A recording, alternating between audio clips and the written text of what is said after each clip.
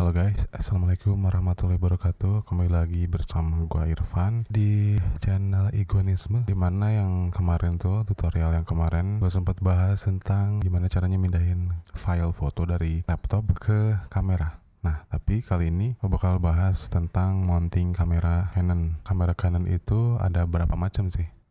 Tapi sebelumnya gue mau disclaimer dulu kalau video ini tuh buat kalian yang masih baru terjun ke dunia foto atau baru pegang kamera atau yang baru mendalami hobi fotografi dan punya kamera Canon, atau juga yang mau niat beli kamera. Video ini buat kalian yang masih baru gitu. Karena dulu pas gue beli kamera yang Canon itu, gue ngalamin masalah yang sama ketika bingung itu mau pilih lensa yang mana. Nah, gue langsung aja nih. Jadi kamera Canon itu kebagi jadi dua tipe ya, ada DSLR dan ada yang mirrorless. Nah, yang gue bahas sekarang tuh khusus ke DSLR dulu gitu. DSLR itu biasanya seri-seri yang 1100D, 1500D, 1200D, 600D, 700D, 750D, 3000D, yang terbaru tuh 3000D dan 4000D. Terus yang lain-lainnya kayak 200D. Itu berarti kalian punya kamera Canon yang tipe DSLR. Tapi kalau yang gua sebutin barusan itu yang tipenya APS-C. Nah, karena apa? Karena kamera DSLR Canon tuh kebagi dua lagi, ada yang APS-C dan ada yang tipe yang full frame.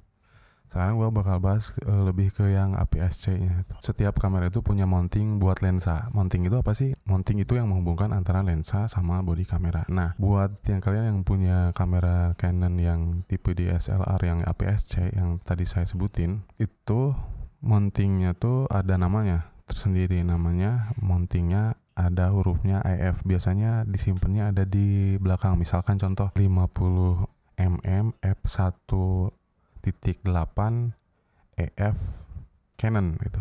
Nah, EF itu adalah mountingnya. Nah, terus pertanyaannya, apa semua yang ada EF-nya bisa di-attach, bisa dipasang di bodi kamera Canon DSLR yang APS-C kalian? Jawabannya adalah tergantung. Jadi gue bakal rinci lensa EF mana aja yang bisa dipasang di bodi kamera Canon APS-C. Yang pertama itu lensa EF.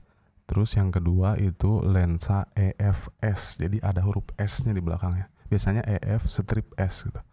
Terus yang ketiga EF strip L gitu. Nah, terus perbedaannya apa sih dari ketiganya itu? Yang pertama nih, lensa EF itu bisa dipasang di semua kamera Canon yang DSLR, baik yang APS-C maupun yang full frame. Terus yang kedua, lensa EFS. Nah, lensa EFS ini adalah lensa yang hanya bisa dipasang di bodi kamera Canon APS-C. Nah, terus yang ketiga, lensa EFL. Nah, lensa EFL ini bisa dipasang di APS-C, tapi juga bisa dipasang di full frame. Terus bedanya apa sih EFL yang ketiga sama EF yang pertama?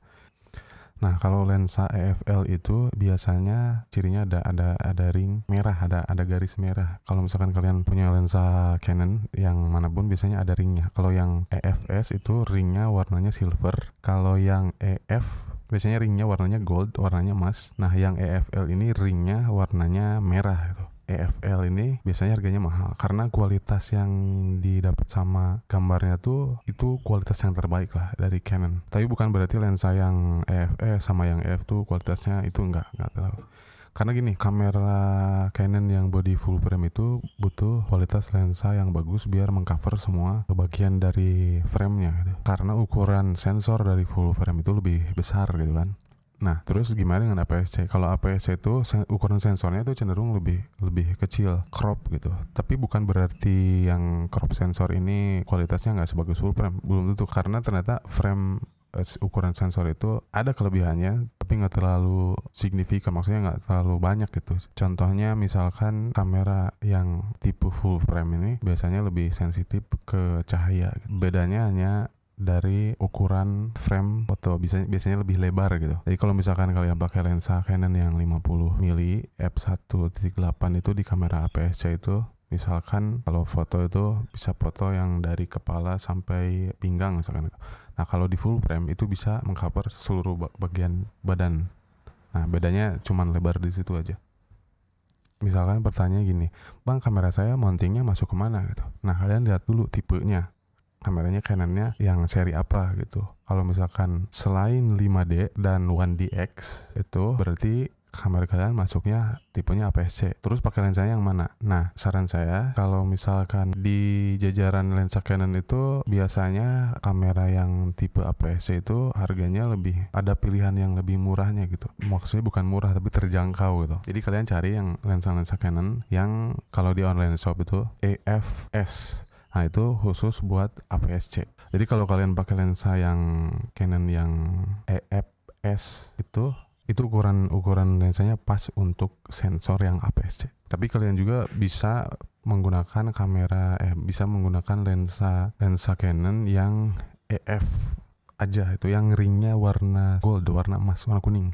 Cuman biasanya perbedaannya harganya lebih tinggi itu dari yang EFS, apalagi yang EFL gitu, bisa dipasang di kamera kalian tapi biasanya harganya lebih mahal gitu. Terus gimana dengan kualitasnya? Kualitasnya agak jauh beda karena EFL ini peruntukan khususnya buat yang full frame gitu. Kalau kalian dipakai di APS-nya itu nanti si framingnya itu lebar tangkapan gambar itu sama aja gitu, lebarnya. Oke, segitu aja dulu penjelasan tentang mounting kamera Canon ini. Kalau ada pertanyaan boleh di kolom komentar di bawah. Nanti buat video yang selanjutnya mungkin akan menjelaskan yang lebih tentang hal-hal yang lainnya, mirrorless misalkan, dan yang EOS R series gitu. Nah, buat yang ada pertanyaan boleh tulis komentar di bawah, nanti saya akan buat video yang selanjutnya. Tapi jangan lupa subscribe biar nanti nggak ketinggalan video-video dari saya di video yang selanjutnya. Oke, segitu aja dulu. Terima kasih buat yang udah nonton. Mohon maaf kalau ada kekurangan. Salam motret dan see you next video.